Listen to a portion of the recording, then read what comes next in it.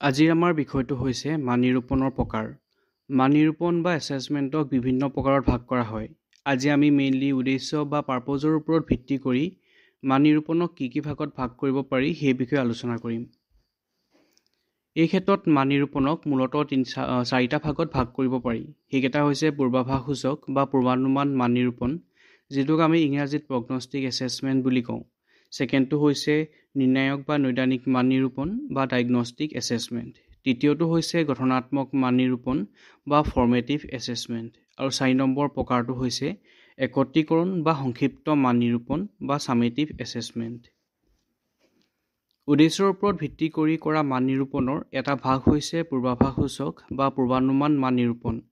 নামটোৰ পৰাই নিশ্চয় আমি অনুমান কৰিব পাৰিছোঁ যে এই মান নিৰূপণৰ মূল উদ্দেশ্য হৈছে পূৰ্বানুমান কৰা। এই মান নিৰূপণৰ যোগেদি কোনো এজন শিক্ষাৰ্থীয়ে ভৱিষ্যতে কোনবোৰ বিষয় অধ্যয়ন কৰিলে অধিক সফলতা অৰ্জন কৰিব পাৰিব তাক নিৰ্ণয় কৰা হয়।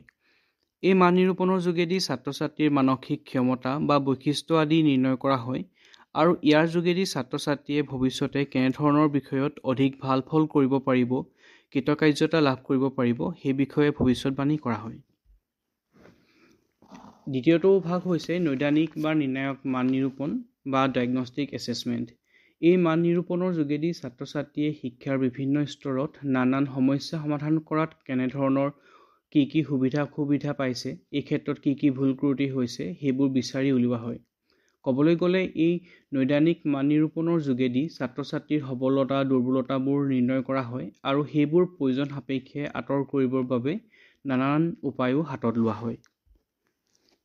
ইয়াৰ পাছৰটো মান নিৰূপণ হৈছে গঠনাত্মক মান নিৰূপণ। গঠনাত্মক মান নিৰূপণে শিক্ষণ প্ৰক্ৰিয়াত নিৰ্দেশনাবোৰ দি থকাৰ সময়ছোৱাত ছাত্ৰ-ছাত্ৰীৰ বিষয়ে সংগ্ৰহ কৰা তথ্যক বুজায়।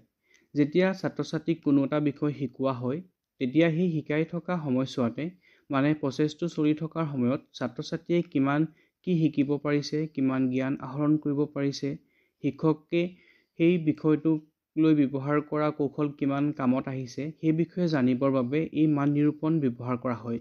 এই মান নিৰূপণত ছাত্ৰ-ছাত্ৰীৰ সঁহাৰি বা প্ৰতিপুষ্টি, যিটোক আমি ফিডবেক বুলি সাধাৰণতে কওঁ, তাৰ ওপৰত ভিত্তি কৰি শিক্ষকে ইতিমধ্যে শ্ৰেণীত শিকোৱা বিষয়বোৰৰ ফলপ্ৰসূতা বিচাৰ কৰে। ইয়াৰ পাছৰটো মান নিৰূপণ হৈছে সংক্ষিপ্ত মান নিৰূপণ বা ছামেটিভ এছেছমেণ্ট। সংক্ষিপ্ত মান নিৰূপণ কৰা হয় শিক্ষণ প্ৰক্ৰিয়াত নিৰ্দেশনাসমূহ দি শেষ হোৱাৰ পাছত। এজন শিক্ষকে শ্ৰেণীত কোনো বিষয়ৰ ওপৰত পাঠদান কৰি শেষ কৰিলে ইয়াৰ পাছত তেওঁ চাব বিচাৰিছে যে তেওঁ দিয়া নিৰ্দেশনাবোৰ শিক্ষণ প্ৰক্ৰিয়াত কিমান সফল হৈছে বা ছাত্ৰ-ছাত্ৰীয়ে আহৰণ কৰিব পাৰিলে নাই। এই ক্ষেত্ৰত সংক্ষিপ্ত মান নিৰূপণ ব্যৱহাৰ কৰা হয়। ইয়াত মন কৰিবলগীয়া কথাটো হৈছে যে ফৰ্মেটিভ বা গঠনাত্মক মান নিৰূপণ শিক্ষকে নিৰ্দেশনাবোৰ দি থকাৰ মাজতে কৰা হয় আৰু সংক্ষিপ্ত মান নিৰূপণ বা ছামেটিভ এছেছমেণ্ট নিৰ্দেশনাবোৰ দি শেষ হোৱাৰ পাছত কৰা হয়। সংক্ষিপ্ত মান নিৰূপণে নিৰ্দেশনাত্মক উদ্দেশ্যবোৰৰ সামগ্ৰিক ফলপ্ৰসূতাৰ তথ্য প্ৰদান কৰে।